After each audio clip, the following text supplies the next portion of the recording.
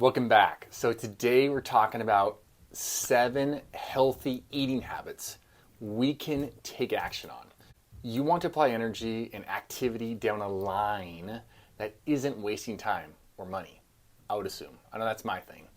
And in light of that, I have 7 eating habits to start accumulating in your life.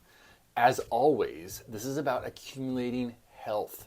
So there's no need to go from 0 of these habits I'm about to go through to all 7 of them tomorrow. And if I don't do that, I'm not performing. Not at all. We're doing brick upon brick, layer upon layer. That's how you build a strong house. It's also how you build a strong, resilient body. So here we go. And while we're at it, be sure to subscribe and get on the email list so you don't get caught up in any health schemes, but you stay steady on the road of health accumulation. Number 1, rather than reading every ingredient label on the boxes and bags of processed items in the grocery food store, so you can stay away from those super caustic ingredients, instead, make a list before you go into the grocery store. Walk the perimeter of the grocery store, gather foods into your shopping cart according to this hierarchy.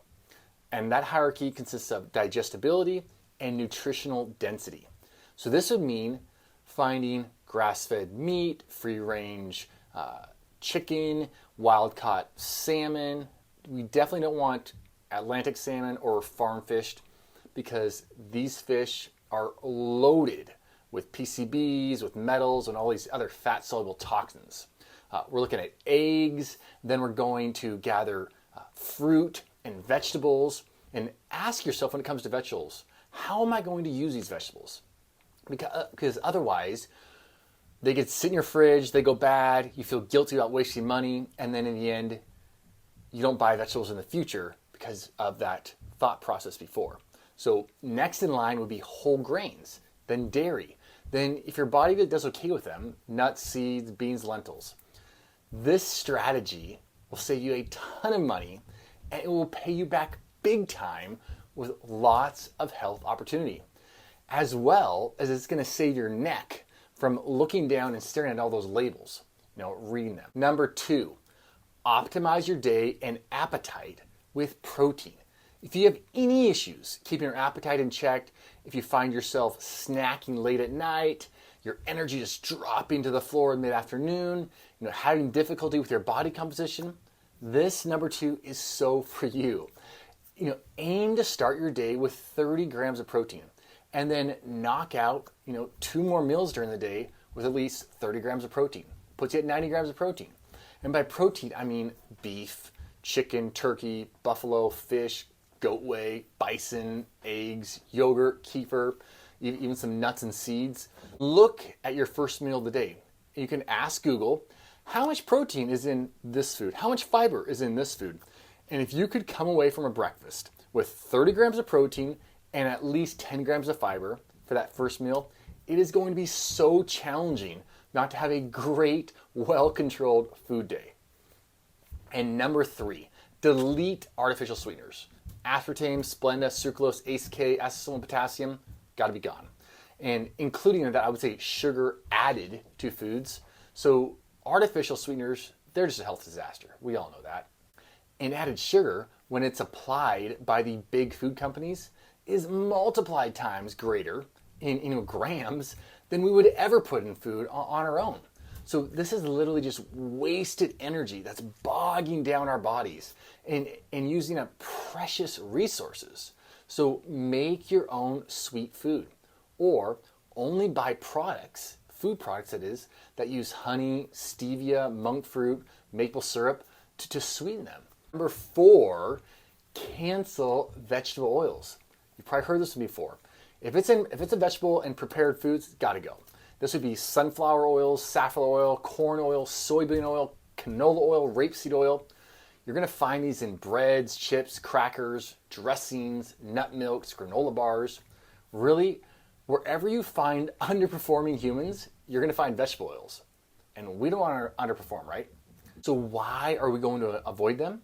Well, These vegetable oils are associated with increased risk of dementia, heart disease, Alzheimer's, diabetes, inability to control our appetite, cancers. That is not a good lineup. So choose olive oil, coconut oil, butter, ghee. Those guys are your oil friends. Number 5, hydrate. Like your body is actually made out of 75% water. Because you know what? It is. If you take the water out of us, there's not much left. So aim for 1/3 to 1/2 your body weight in ounces of water per day. And I would suggest getting purified water, not city water. If you start your day with 16 to 24 ounces of water right out of the gate before any other food or beverage touches your lips, you are going to feel like I am rolling right out of the gate. And that in itself is going to support appetite, detoxification, cleansing, first thing in the morning. And because you want to look and feel like a plump, luscious grape rather than, a shriveled up, aged raisin. And that's what hydration can do for you. Number 6, help your sleep be so much more satisfying, so much more restorative by giving yourself a 2 to 3 hour window without food before you go to bed, before you lay down. This is fantastic for the reparative mechanisms in the gut, and it permits the body to use all the nutrient-dense blood that would otherwise be flooding your stomach, flooding your digestive system to support all the digestive secretions. That blood can then be sent to other areas in your body where there's greater need for repair and revitalization. Number 7, prepare your food in advance. We literally only have so much willpower in a given day. And since food is everywhere, we don't have to hunt for and gather it each day like they would have done back in the day. We just go to our pantry, we go to our 3 different refrigerators, or we just head down to the grocery store where there's 40,000 potential food items available to us. So the necessity of preparing what we're going to eat, planning ahead in advance, knowing what we're going to be consuming, has never been more important. If we don't prepare breakfast, we'll likely be wholesome. But lunch, it's going to be kind of hit and miss. And then between 2 to 4 p.m. and onwards, depending on the circumstances, the stress of the day, we could literally end up going to McDonald's or calling in for pizza or sitting down to a wholesome meal. Who knows? I suggest not allowing your food routine to just happen, just to show up. Prepare in advance. This is huge for accumulating health and setting yourself up for massive food success. All right, if this content was helpful, I'm Dr. Matt. Please let us know and send it to your friends, send it to your family members, comment below, subscribe, like, and let's get health accumulation in front of everybody, a part of everybody's life.